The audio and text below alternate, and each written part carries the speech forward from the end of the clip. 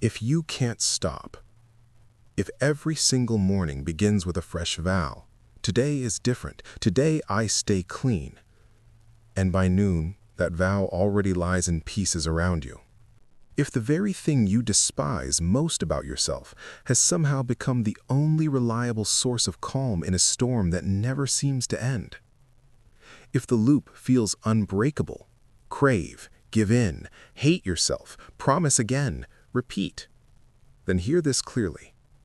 This message is speaking directly to you, not to the version of you that's fine on the outside, not to some future healed version, to the you that's reading or listening right now, heart pounding, maybe tears close, feeling exposed and exhausted all at once.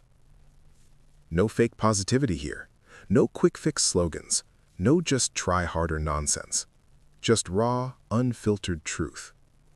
You are not weak. You are not broken in some irreparable factory defective way. You are not a disgusting person who deserves to be punished forever. You are a living, breathing human whose survival wiring got rewired by something that once felt like the only medicine available. Let that land for a second. You didn't choose this path because you're lazy or evil or lack character. You were in pain, deep, wordless pain, and this behavior showed up offering anesthesia. It worked, brutally well at first. That's why it stuck. That's why it's still fighting to stay. Let's go deeper into what actually happened inside you. Something was unbearable. Maybe it was a childhood wound that never scarred properly. Maybe relentless stress from work, money, family. Maybe loneliness so thick it felt like drowning in silence. Maybe trauma flashbacks. Maybe the constant feeling that you're not enough, no matter how hard you try. Maybe boredom that felt like death. Maybe rage you couldn't express anywhere else. Then this thing arrived. Porn tabs, the bottle, the slot machine, the endless feed, the binge, the hit, the purchase, the smoke. Name doesn't matter. The promise did. I can make the hurt stop right now. No waiting, no effort, just relief. And it kept that promise every time. Dopamine surged like fireworks. Stress hormones crashed. The noise in your head went quiet. For a little while, you felt safe, normal, alive. Your brain, doing exactly what evolution designed it to do, took notes and labeled this behavior high-priority survival strategy. It built superhighways of craving straight to that relief. Over months, years maybe, those highways got wider, faster, more automatic. Real-life pleasures, the slow warmth of a real hug, the satisfaction of finishing something hard, the quiet joy of a walk without a device. Genuine intimacy began to feel muted, distant, underwhelming, because nothing else could match the intensity and speed of the artificial hit. This isn't moral weakness. This is classical conditioning on steroids.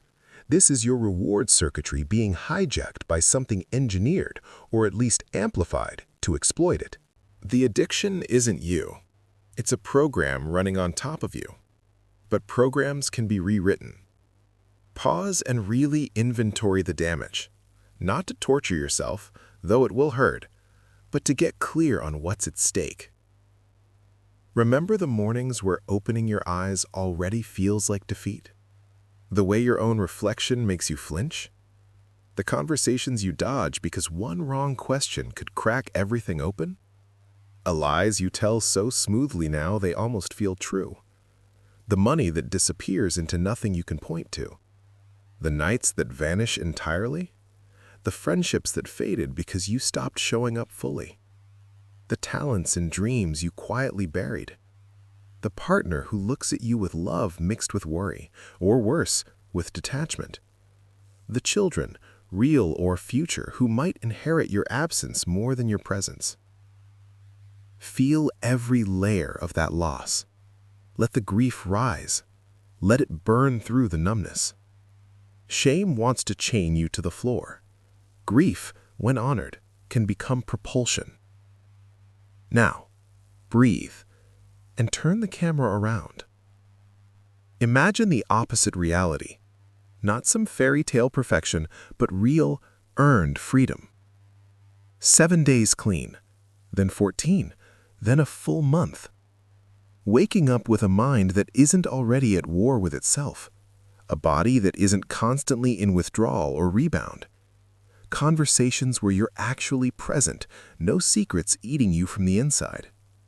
Energy that lasts through the day instead of crashing at 3 p.m. Looking people in the eye and knowing there's nothing waiting to ambush you. Laughter that isn't forced. Touch that isn't followed by guilt. Sleep that actually restores. What if your nervous system finally got to down-regulate? What if the inner courtroom went silent? What if your kids saw a parent who's all there? What if your partner exhaled because the eggshells were gone? What if you met yourself, the unfiltered, unashamed version, and actually liked the company? That future isn't a fantasy for special people. It's biology given time, repetition, support, and relentless small choices. You don't need a heroic, all-or-nothing leap today. That's a setup for collapse. Most people who stay trapped forever are waiting for a perfect moment that never arrives. Instead, go microscopic, embarrassingly small. Right now, delete one single app that's a gateway. Block one site. Dump one bottle. Unplug the charger and put the phone in another room tonight. Write one brutally honest sentence in a note app or journal. This is exactly what it's costing me today. Text or call one person who won't weaponize your vulnerability, even if it's a hotline, a stranger in an online forum, someone in a 24/7 meeting.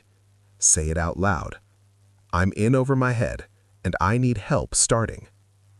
Go to one meeting. Zoom counts. Sit through one therapy appointment even if every cell screams to run. When the craving tsunami arrives, because it will at the worst possible moment, don't just grit your teeth and pray. Pause the automatic pilot. Breathe.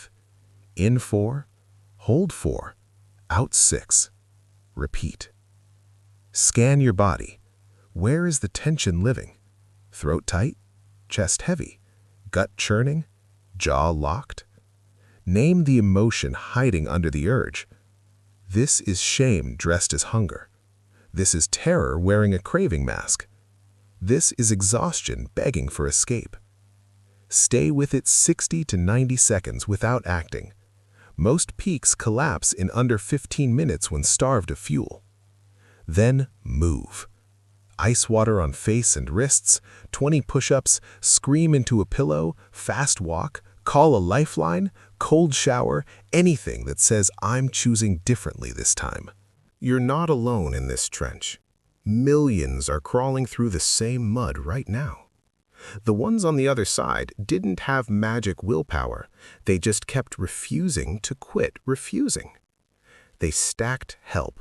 Therapy that understands addiction neurology, groups that allow messiness, meds when brain chemistry was too scrambled, sponsors, 3 a.m. friends, podcasts on repeat, books that felt like mirrors. Recovery isn't a mood, it's muscle memory built through ugly, tear-streaked repetitions. Listen carefully to this final truth. You don't have to commit to forever right this second. Just commit to the next 10 minutes. Survive them without feeding it. Then renegotiate for the 10 after that. The window stretches slowly. The inner voice shrinks. Freedom starts whispering louder than the craving. If you can't stop, then start something fiercer instead. Start refusing to desert yourself. Start speaking the truth even when your voice shakes. Start reaching for hands without apology. Start gathering one tiny defiant win after another until the pile is too heavy for the old life to drag around anymore. This exact moment, the one where you feel most broken, most hopeless, most defeated, is precisely where turning points hide. Not later when you're ready, not when you feel worthy, right here in the wreckage and the ache, the second you decide you finally had enough of just one more time. Stand up. Legs trembling is fine. Reach out. Voice cracking is allowed. Begin again, even if it's the 1,000th beginning. You are worth every awkward, unglamorous, stubborn, humiliating, victorious step it takes to walk free. There is more fight left inside you than your feelings are telling you right now. I promise you that. Keep choosing yourself, one raw, real, hard-won breath at a time. You are not finished, not even close.